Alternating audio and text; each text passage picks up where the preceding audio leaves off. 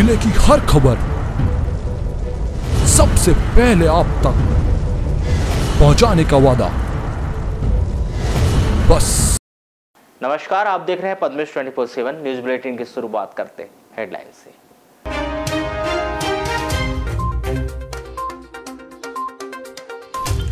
चोरों ने state bank के मैनेजर के घर को बनाया निशाना, नकदी 45,000 और सोने चांदी के जेवर किए पार। नीचे एक घर में संचालित है स्टेट बैंक और ऊपर किराए से रहते हैं मैनेजर।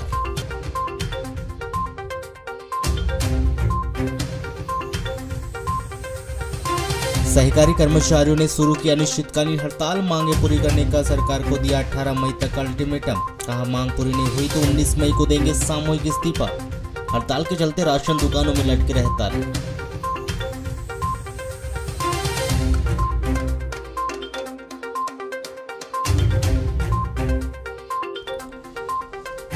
हालों नदी के छुई बांध में नहाते समय मधुमक्खी के हमले से 45 वर्षीय व्यक्ति की हुई मौत, पुलिस मामले की कर रही जांच।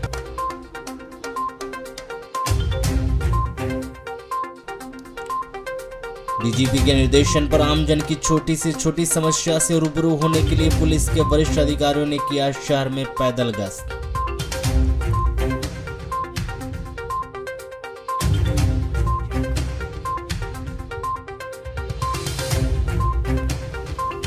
टहलने गए व्यक्ति से स्कूटी सवार 2 लड़कों ने मोबाइल छीनकर हुए फरार। पेट्रोल खत्म हो गया कहते हुए कॉल करने के लिए मांगा था मोबाइल। मामला ग्राम पंचायत मेहंदीवाड़ा का।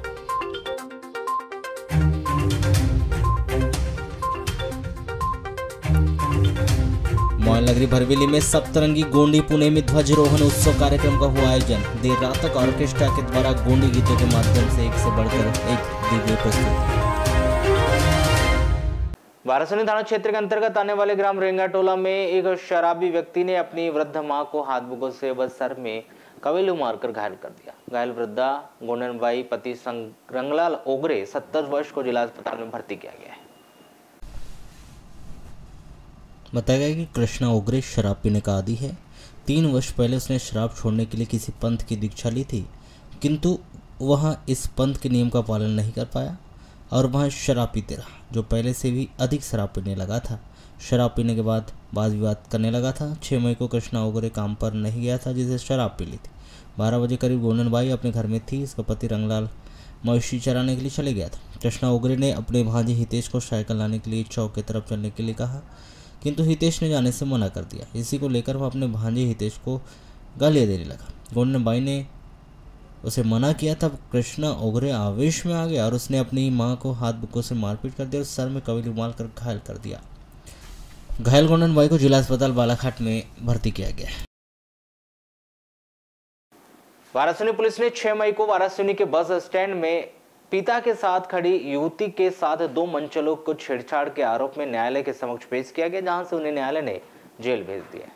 आपको बता दें कि यह नाबालिग लड़की अपने पिता के साथ विवाह कार्यक्रम में शामिल होने के लिए आई थी। वह बस स्टैंड में खड़ी हुई थी।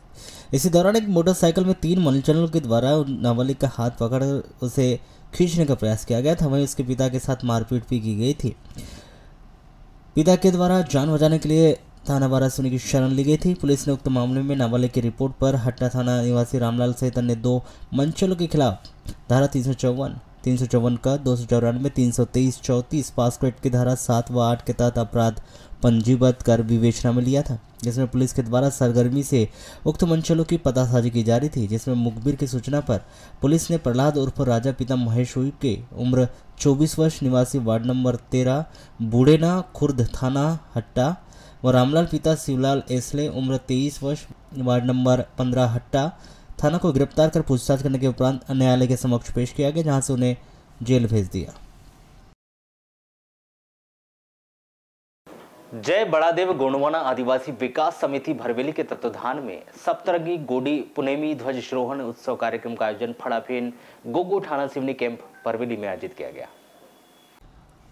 मोहन नगरी भरवेली में जय बड़ादेव गोंडवाना आदिवासी विकास समिति भरवेली के द्वारा प्रतिवर्ष के अनुसार इस वर्ष भी 5 मई को वैशाख पूर्णिमा के पावन अवसर पर सप्तरंगी गोंडी पुनेमी ध्वजारोहण उत्सव कार्यक्रम का आयोजन सुबह 7 बजे शुरू किया गया, जिसके बाद सुबह 9 बजे नगर भ्रमण हेतु एक रैली निकाली गई।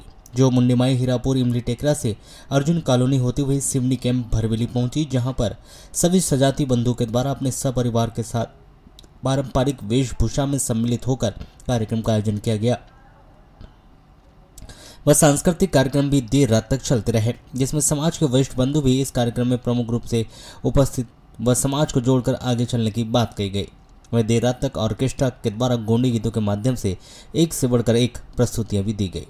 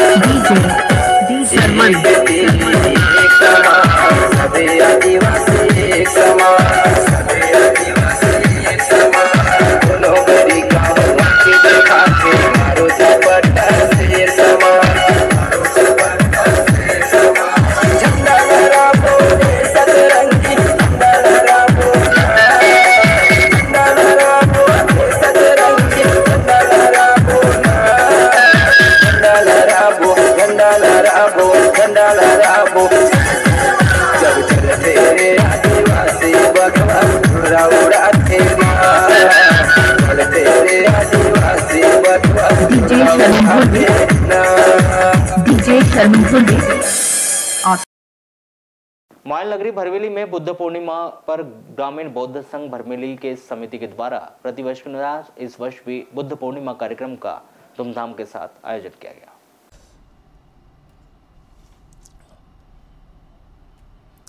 जिला मुख्यालय से लगी मायल नगरी भरवेली में भी ग्रामीण बौद्ध संघ भरवेली समिति के द्वारा प्रतिवर्ष के अनुसार इस वर्ष भी बुद्ध पूर्णिमा कार्यक्रम आयोजित किया गया, जिसमें भरवेली बौद्ध विहार से एक कैंडल रैली निकाली गई, जो भरवेली के प्रमुख चौक चौराहों का भ्रमण करते हुए हीरापुर पहुंची, जहां से पुनः रमाबाई बौद्ध विहार में आकर एक कैंडल रैली का समापन किया गया व देर शाम पूजा वंदना कर रात्रि में भोजन दान कार्यक्रम का आयोजन समिति के द्वारा किया गया, जो देर रात तक चलता रहा।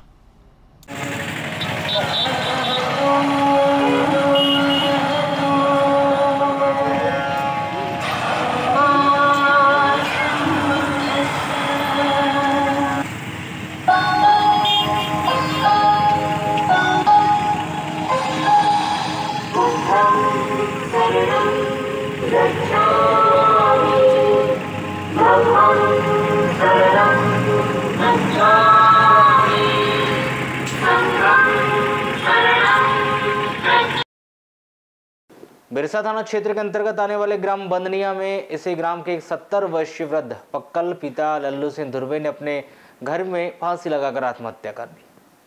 बिरसा पुलिस ने इस व्यक्ति की लाश को पोस्टमार्टम करवाकर शव परिजनों को सौंप दिया है। तो जानकारी के अनुसार 4 मई को सुबह पक्कल धुर्वे अपने बेटी दामाद के घर खाना खाकर घर आया था। 4 बजे करीब पक्कल धुर्वे ने अपने घर में सीमेंट सीट के बल्ली में नायलॉन की रस्सी बांधकर फांसी लगाकर आत्महत्या कर दी। घटना की रिपोर्ट बुधराम पिता भुवन मरावी ने बिरसा थाने में की थी, जहां से पुलिस स्टाफ ने पहुंचकर ग्राम बंदनिया पहुंचकर मृतक पक्कल धुर्वे की लाश को बरामद कर पोस्टमार्टम करवाकर परिजनों को सौंप दिया है। अब इस व्यक्ति ने किस वजह से फांसी लगाकर आत्महत्या की है यह अभी स्पष्ट नहीं हो पाया, आगे मर्ग जांच की जा रही है। खैलांजी थाना क्षेत्र के अंतर्गत आने वाले ग्राम भोरगढ़ में चोरों ने भारतीय स्टेट बैंक के मैनेजर के मकान को निशाना बनाते हुए मकान के अंदर घुसकर नगद 45,000 रुपए के अलावा सोने चांदी के जेवरातों की चोरी कर ली। 4 व 5 मई की दरमियानी रात यह चोरी उस समय हुई जब मैनेजर ब्रजेश गुप्ता अपने परिवार के साथ घर में ही सो रहे थे। खैलांजी पुलिस ने ब्रजेश गुप्ता के द्वारा की गई रिपोर्ट पर अज्ञात आरोपियों के विरुद्ध अपराध दर्ज कर जांच पड़ताल शुरू की है। प्राप्त जानकारी के अनुसार बालाघाट के पूर्व सेवानिवृत्त आईजी श्री उके के ग्राम भोरगढ़ स्थित मकान के नीचे स्टेट बैंक संचालित है और इसी स्टेट बैंक के ऊपर मैनेजर ब्रजेश गुप्ता अपने परिवार के साथ किराए से रहते हैं। बताया गया कि 4 मई की रात्रि 10 बजे ब्रजेश गुप्ता परिवार के साथ खाना खाने के बाद बेडरूम में सो गए थे। इनके सोने के बाद अज्ञात चोरों ने समीप की बिल्डिंग से ब्रजेश गुप्ता के निवास में पहुंचे और दीवार में लगी खिड़की की जाली काटकर अंदर हॉल में आ गए और चोरों ने ब्रजेश गुप्ता के बेडरूम का दरवाजा बाहर से लगाकर हॉल में रखी अलमारी खोलकर लॉकर में रखे 45,000 रुपये और सोने चांदी के जेवरातों को चोरी कर ली।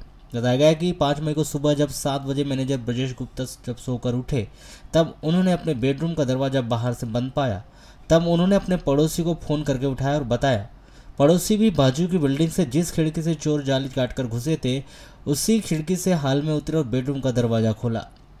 हॉल में रखी अलमारी खुली हुई थी। सामान अस्त व्यस्त था और अलमारी में रखे नकद 45,000 रुपये के अलावा सोने चांदी के जेवरात नहीं थे। 4 व 5 मई की दरमियानी रात अज्ञात चोरों ने मकान की खिड़की की जाली काटकर और अंदर घुसकर अलमारी में रखे नकदी रुपए और सोने चांदी के जेवरातों की चोरी कर फरार हो गए। यह अभी स्पष्ट नहीं हो पाया गया कि चोरी किए गए जेवरातों की कीमत कितनी है। घटना की रिपोर्ट ब्रजेश गुप्ता ने खैलांजी पुलिस थाने में की थी, जहां अपराध दर्ज कर जांच पड़ताल शुरू की है। बालाघाट सिवनी लोकसभा क्षेत्र के सांसद खेल स्पर्धा कबड्डी प्रतियोगिता का सेमीफाइनल और फाइनल मैच का आयोजन नगर के शासकीय उत्कृष्ट विद्यालय के सभा हॉल में आयोजित किया गया। लोकसभा क्षेत्र के सभी 14 विकासखंड के बालक बालिकाओं की टीम ने हिस्सा लिया और कबड्डी प्रतियोगिता में अपना दमखम बालाघाट जिले के 10 विकास खंडों की महिला पुरुष की टीम तथा सिवनी जिले से 4 विकास खंडों के बालक बालिका वर्ग में पृथक पृथक कुल 14 टीमें इसमें सम्मिलित हुई। ग्रामीण क्षेत्र से खेल प्रतिभाओं को मंच प्रदान करने और खिलाड़ियों का मनोबल बढ़ाने के लिए मकसद से लोकसभा क्षेत्र के ग्रामीण खेल प्रतियोगिता का आयोजन किया गया था, जिसके तहत बालाघाट सिवनी लोकसभा क्षेत्र में कबड्डी प्रतियोगिता का आयोजन किया गया था, जिसमें खेल व युवा कल्याण विभाग, कोच और ग्रामीणों का सराहनीय योगदान रहा। कबड्डी प्रतियोगिता का शुभारंभ 18 अप्रैल से किया गया था, जिसमें ग्रामीण बालक बालिकाओं के द्वारा आयोजित प्रतियोगिता में हिस्सा लिया गया, जहाँ से विजेता टीमों का चयन सेमीफाइनल और सेमीफाइनल से फाइनल प्रतियोगिता के लिए किया गया। बालिका वर्ग की प्रथम सेमीफाइनल बालाघाट और छपारा के मध्य खेला गया, जिसमें बालाघाट की टीम ने 21 अंक से बाजी मारकर फाइनल में जगह बनाई। वहीं छपारा ने 10 अंक अर्जित किए थे। वहीं बालिका वर्ग में ही दूसरा सेमीफाइनल मैच सिवनी और परसवाड़ा टीम के मध्य खेला गया, जिसमें परसवाड़ा की टीम 21 अंक लेकर 11 अंकों से विजय हुई। जिले के गढ़ी थाना क्षेत्र के अंतर्गत आने वाले हालोन नदी के छुई बांध में नहाते समय मधुमक्खी के हमले में एक व्यक्ति की मौत हो गई। मृतक शुक्लाल पिता मंगल सिंह मरावी 45 वर्ष महुआ टोला पांडुतला निवासी है। गढ़ी पुलिस ने इस व्यक्ति की लाश का पोस्टमार्टम करवाकर शव परिजनों को सौंप दिया है और मर्ग कायम कर जांच शुरू की है। प्राप्त जानकारी के अनुसार शुक्लाल 4 मई को 11 बजे अपने गांव के 2 लोगों के साथ ग्राम के समीप हालोन नदी के छुई घाट में नहाने के लिए गया था। जब तीनों व्यक्ति हालोन नदी के पीपल के पेड़ के नीचे नहा रहे थे, तभी पीपल के पेड़ के ऊपर से मधुमक्खी का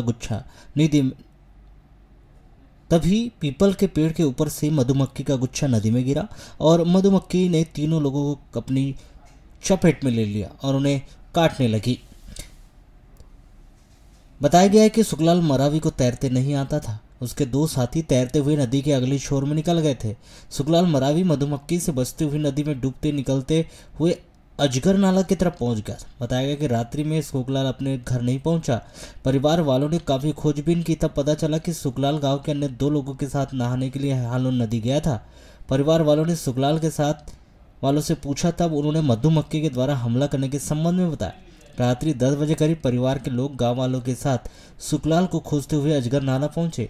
नाला किनारे शुक्लाल की लाश पड़ी हुई थी, जिसकी मधुमक्खी के हमले से मौत हो चुकी थी।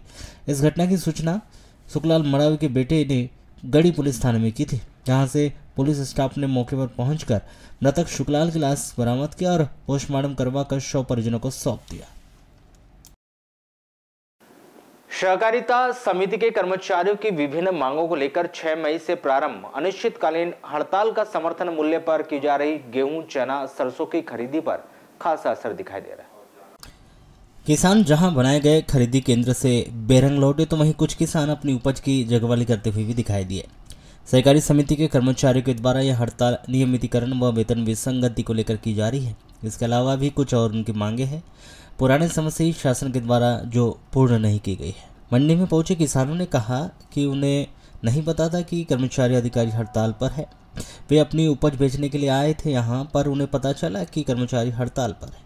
ऐसे में वे अपनी फसल वापस लेकर जाते हैं और परिवहन का अतिरिक्त भार उन पर पड़ता है। इससे उन्हें परेशानी का सामना करना पड़ रहा है कि अनिश्चितकालीन हड़ताल होने की वजह से अभी खरीदी बंद है, सुनने में आ रहा है। तो जैसे यहाँ पे जो मजदूर लोग काम कर रहे हैं, क्या कर रहे हैं? ये पुराना माल जो खरीद के हुआ है उसका कार्य कर रहा है।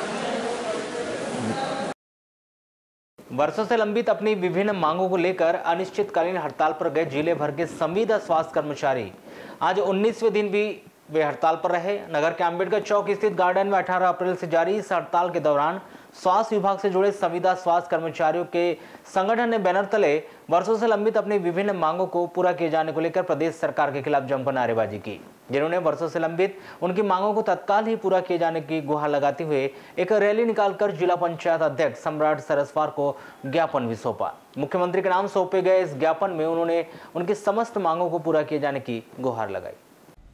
मुख्यमंत्री के नाम सौंपे गए इस ज्ञापन में उन्होंने उनकी समस्त मांगों को पूरा किए जाने की गुहार लगाई। उधर 8,500 से अधिक संविदा स्वास्थ्य कर्मचारियों के हड़ताल पर चले जाने से जिले के प्राथमिक स्वास्थ्य केंद्र और विभिन्न अस्पतालों की व्यवस्था डगमगा गई है। तो इधर संगठन के द्वारा मांग पूरी न होने तक हड़ताल जारी रखने और प्रदेश संगठन के आह्वान पर 8 मई को भोपाल पहुंचकर आंदोलन करने की चेतावनी दी गई। आज हमारा रैली और ज्ञापन का दिन है और आज का हड़ताल का 19वां दिन है। अभी 3 दिन पूर्व हमारे प्रदेश स्तर पर डेलीगेशन की चर्चा सीएम महोदय से हुई। सीएम महोदय ने आश्वासन दिया और हड़ताल ख़त्म करने के लिए कहा, लेकिन हमारे जो प्रदेश कार्यकारिणी है उन्होंने जिलाध्यक्षों के ऊपर में डाला कि बताए क्या करें।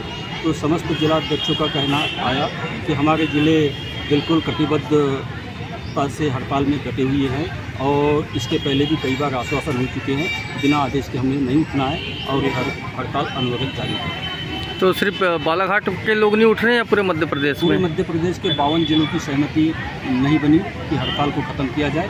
जब तक आदेश नहीं होंगे तब तक हड़ताल अनवरत जारी रहेगी।